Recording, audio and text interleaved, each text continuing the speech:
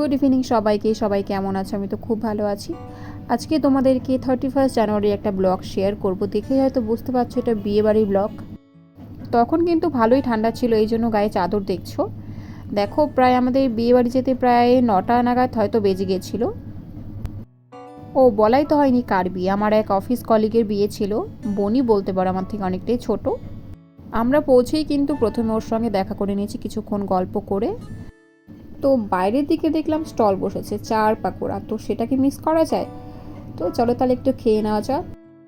আর এই দিকে দেখো বিয়ের কিন্তু প্রথম পার্ট শুরু হয়ে গেছে, মানে তোমার শুভ দৃষ্টি থেকে মালা বদল। বর কিন্তু খুব খুশি, দেখতেই পাচ্ছ। এরপর আমরা খেতে বসে পড়েছিলাম, কারণ তো অনেকটাই লেট হয়ে যাচ্ছিল, প্রায় 12টা বেজে গেছিলো। আমরা 4 জনে গেছিলাম একসাথে। খাওয়া দাওয়া শেষ করেই বাড়ি চলে এসেছি।